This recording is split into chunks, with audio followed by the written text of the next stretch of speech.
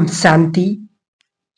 बाबा ने तो हमें पहले से ही बता दिया है कि आने वाले समय में विकराल परिस्थितियां आने वाली हैं। यहाँ तक कि बाबा ने कहा पांचों विकार और पांचों तत्व एक साथ वार करेंगे। तो आप सोचो कि कितनी विकराल परिस्थितियां हमारे सामने आएंगी। उन विकराल परिस्थितियों में अचल अडोल रहने के लिए, विजय स्थिति की अनुभूति करने के लिए हमें अंतिम पेपर में पास होना है। इसलिए बाबा ने एक इशारा दिया है कि अभी साधारण योग अभ्यास करने का समय पूरा हो चुका है। अभी जो समय चल रहा है वो चल रहा है ज्वालामुखी योग से अपने विक्रम विनाश करने का। तो सबसे पहले हम ये कहना चाहेंगे कि इस योग को ज्वालामुखी योग क्यों कहते हैं। जब ज्वालामुखी जब फटता है तो उसमें से एक लावा निकलता है। उस लावा रस में कितनी भी कठिन चीज हो, लोहा हो, पत्थर हो, सेकंड में वो पिघल जाता है, क्योंकि लावा का टेम्परेचर बहुत ज्यादा होता है। तो ऐसे ही ज्वालामुखी योग अभ्यास में योग की अग्नि इतनी प्रज्वलित होती है। उस योग की अग्नि में कितने भी कठोर हमारे कई जन्मों के संस्कार होंगे तो वो सेकंड में समाप्त हो जाएंगे। इसलिए इस प्रकार का ज्वालामुखी योग अभ्यास हमें बढ़ाते रहना है, क्योंकि हमें अभी 3 काम करने हैं। पहला काम आत्मा रूपी बैटरी को चार्ज करना है।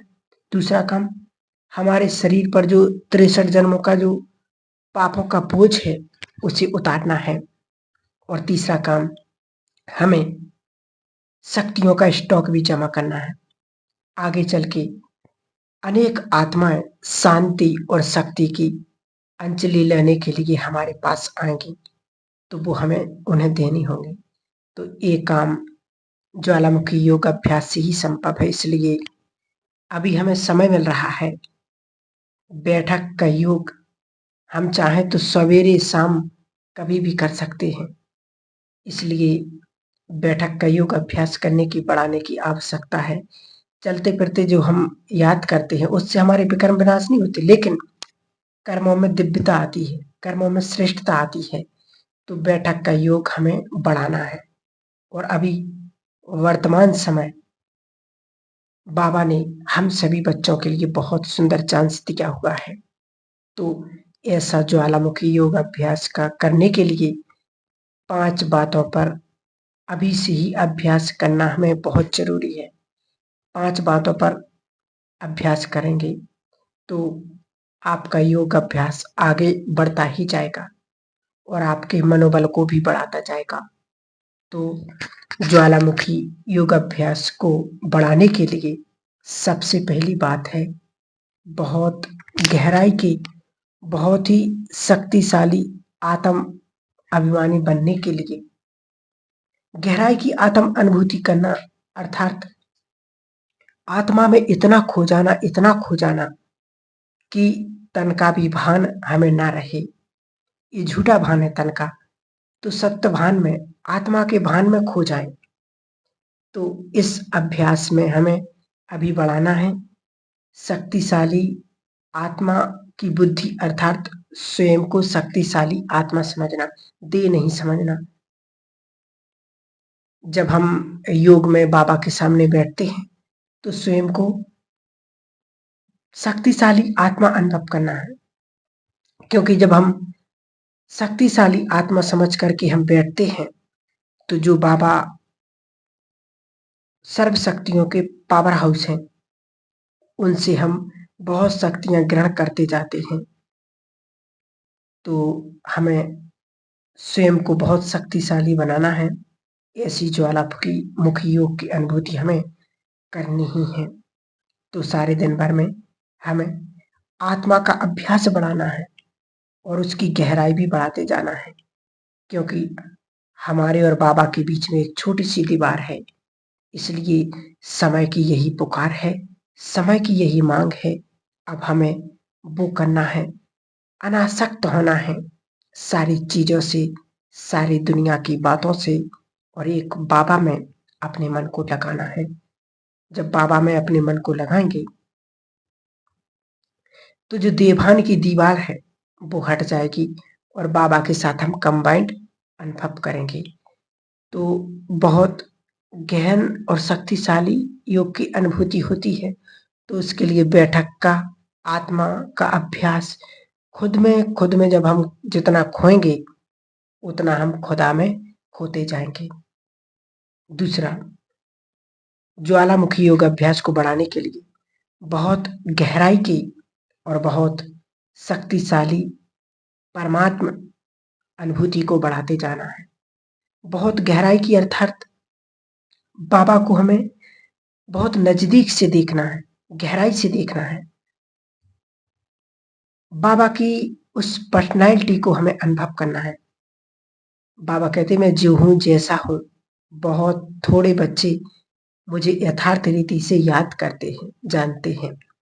तो बाबा सर्वशक्तिवान है, सारे संसार का क्रिएटर है, डायरेक्टर है, दुनिया की सबसे बड़ी हस्ती है, जिनके इशारे से तीनों लोगों का कारोबार चलता है। बाबा ने कहा मैं हर एक बच्चे को अपना अपना रोल दिया है, जो मैंने उसको रोल दिया है वो अपना पार्ट बजाते रहते हैं। तो भगवान कितनी बड़ी हस्ती है, बिंदु है लेकिन वो सिंधु है, सिंधु अर्थात सागर है। तो आप सोचो जिस सिंधु में 7 सिंधु समाये हो, कितनी पावरफुल वो शक्ति होगी। हमने बाबा कह करके ऑर्डिनरी बना दिया कि वो तो मेरा बाबा है। बाबा तो है लेकिन कौन सी वो हस्ती है, ऑलमाइटी अथॉरिटी। आपने देखा होगा कि बाबा जब भी डायमंड हॉल में आते हैं दादी के तन में, तो चेहरे को देखने से ऐसा लगता है कि दुनिया की सर्वोच्च सत्ता हमारे सामने आकर के बैठी है और हमें दृष्टि दे रही है। तो बाबा के चेहरे को देखकर ऐसे लगता है कि ये सबसे बड़ी अथॉरिटी हमारे सामने है। तो बहुत गहराई का अनुभव करने के लिए बहुत ही नजदीक जाकर के बुद्धि रूपी नेत्र से बाबा को हमें देखना है। हम ऐसे ही नहीं अवटालते रहें, ऐसा ही ना समझते रहे कि वो तो मेरा बाबा है। वो महान, वो सर्वशक्तिवान शक्ति है। उसको यदि इस समय भी हमने यूज नहीं कर पाया, इस समय भी यदि हमने उसको अपना साथी नहीं बना पाया, तो आने वाले विकराल समय में, आने वाली परिस्थितियों में हम फेल हो जाएंगे। और उस समय फिर यदि हम बाबा को बुलाएंगे, उन्हें पुकारेंगे, उनकी मदद चाहेंगे, तो उस समय, उस टाइम पर भगवान नहीं आएगा, क्योंकि हमने पहले से बुलाना वो प्रैक्टिस हमने की ही नहीं। इसलिए उस महान हस्ती को साधारण समझने की भूल ना करें। बाबा ने हम सभी बच्चों को ये इशारा दिया है। इसलिए समय होते हुए भी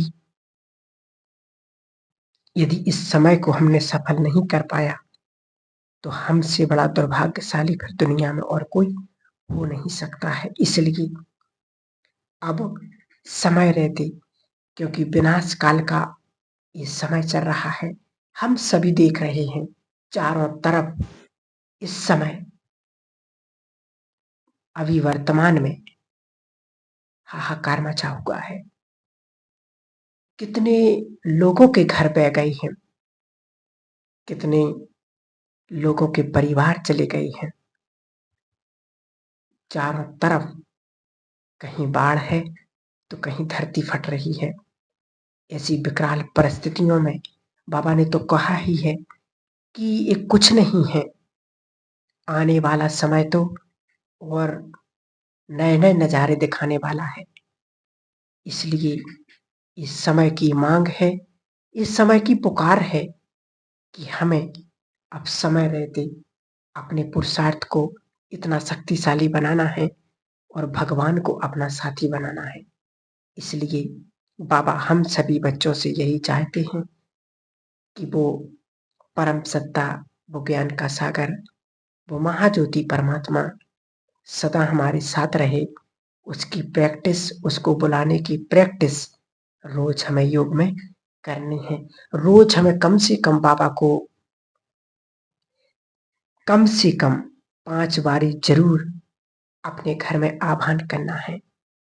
ऐसी महान सत्ता को, ऐसी परम पिता परमात्मा को, ऐसे हमारे प्यारे बाबा को जब हम अपने घर में बुलाएंगे तो परिस्थितियां वहां पर रहेंगी ही नहीं, आएंगी तो समाप्त हो जाएंगी।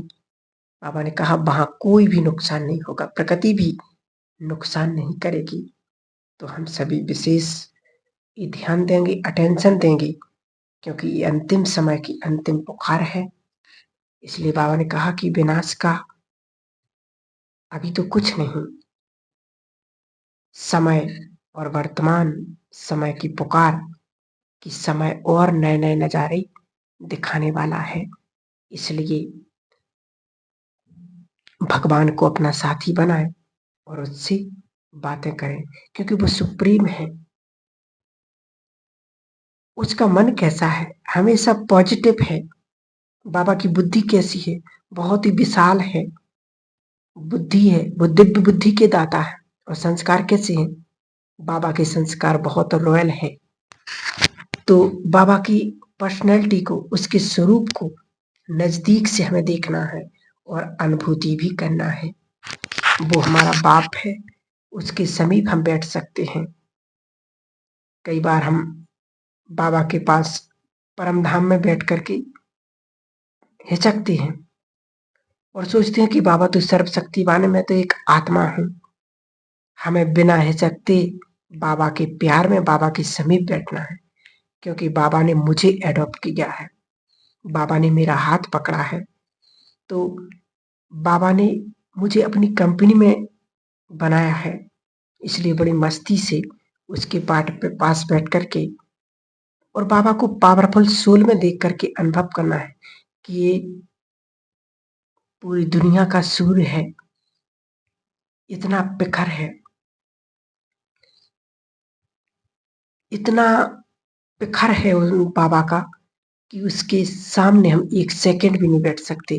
परंतु वो इतना शीतलता का भी सागर है कि उसकी गहराई में यदि हम समा जाएं तो इतने मोती, इतने हीरे मिलेंगे कि मेरा जीवन श्रेष्ठ और सफल बन जाएगा। इसलिए भगवान को अपना साथी बनाने की अब बहुत बहुत जरूरत है। यही बाबा भी देखो मूल्यों में कितना रोज रोज समझा रहे हैं कि बच्चे अब अनासक्त बनो, मोहजीत बनो, बाबा को सिर्फ याद करो, आत्मा समझ करके सिर्फ बाबा को याद करो। वही मुक्तिदाता और जीवन मुक्तिदाता है, उससे ही हमें सर्व प्राप्तियां मिलनी है। सब कुछ करना तो है ही, लेकिन बाबा को हमें अपना साथी भी बनाना है। यही बाबा हम सभी बच्चों से चाहता है और यही समय की पुकार है। तो आप सभी भाई बहने विशेष उस महाज्योति परमात्मा हमारे प्यारे शिव बाबा को, अपने बाबा को अपना समझो कि बाबा सिर्फ मेरे लिए आया है और वो मेरा है। तो जब हम उसको अपना समझेंगे तो अपने आप भगवान में खिंचाव, भगवान में बुद्धि लगने लगेगी। ठीक है, ओम शांति।